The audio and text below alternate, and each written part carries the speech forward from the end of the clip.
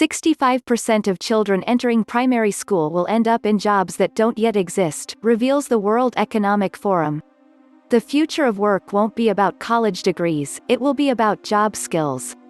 Nearly 14% of the jobs in the Organization for Economic Cooperation and Development countries (OECD) are likely to be automated, while another 32% are at high risk of being partially automated, so nearly 1 in 2 people is likely to be affected in some way.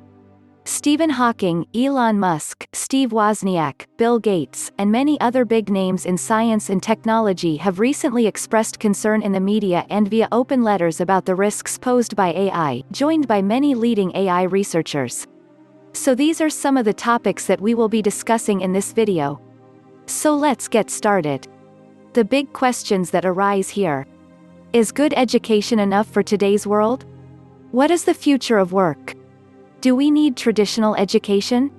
The 5th annual survey, conducted by research firm Edelman Intelligence & Co., commissioned by Upwork and Freelancers Union, polled 6,001 U.S. workers, states that rapid technological change, combined with rising education costs, have made our traditional higher education system an increasingly anachronistic and risky path.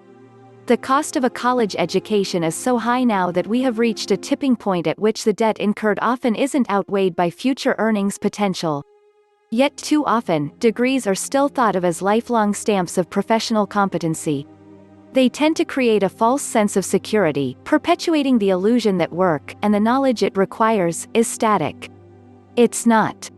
For example, a 2016 World Economic Forum report found that, in many industries and countries, the most in-demand occupations or specialties did not exist 10 or even 5 years ago, and the pace of change is set to accelerate. Expect the change to keep coming.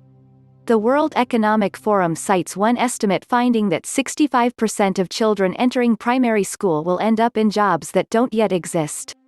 Rapid technological innovation, globalization, demographic shifts, climate change and geopolitical transformations are having an unprecedented impact on the work and skills landscape.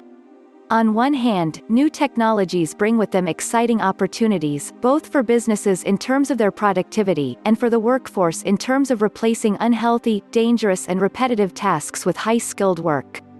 On the other, as cognitive abilities and tasks that were once thought to be reserved for humans are increasingly being carried out by machines, there is a growing concern about the impact on jobs and the subsequent risks for government, business and people. We know that most advanced economies, over the last decade, have seen this huge stagnation of incomes, at least wage-driven incomes for workers and households. And so that ties into the inequality debate, and whether people work and earn enough to be able to make a living or not. And the question then is, will technology make that even worse as we look forward? And then, finally, people are often asking the question, just how does a workplace actually change?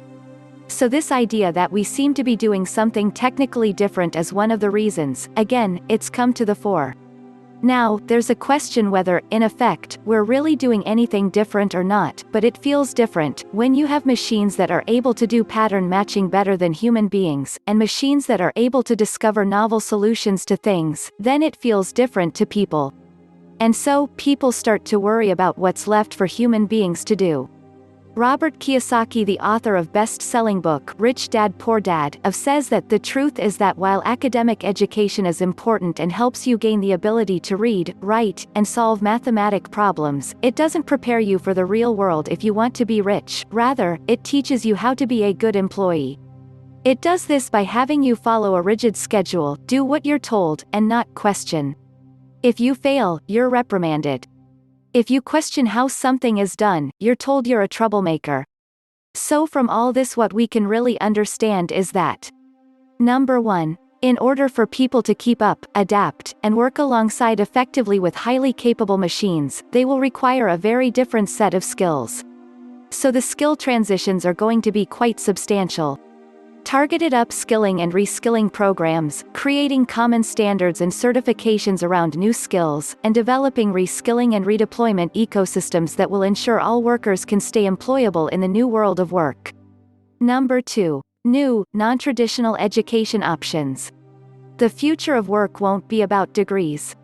More and more, it'll be about skills.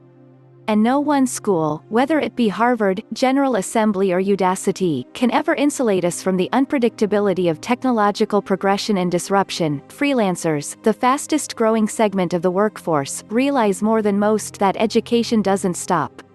It's a lifelong process, and they are nearly twice as likely to reskill. Number 3. Preparing for artificial intelligence before it's too late. We need to immediately start thinking about the specific ways technology will sway and change society so that we may plan appropriate policy to prepare for such a future. An open mind will be the biggest asset in the near future, as the technology advances and we continue to experiment with how to use AI to solve problems, in our personal lives, professional lives, and society at large.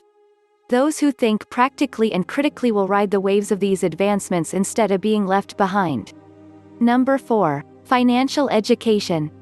There is a difference between academic, professional and financial education. Robert Kiyosaki says that in today's world it's most important to be first financially educated rather than just academically or professionally educated. Because financial education is about how money works and how to make it work for you. However, you'll not find that type of education in schools that teach how the money works in academic and professional education. Financial literacy helps you plan for the future. Financial literacy helps you meet your financial goals. So, what are your thoughts about the same? Please share your views in the comment. Thank you for watching the video.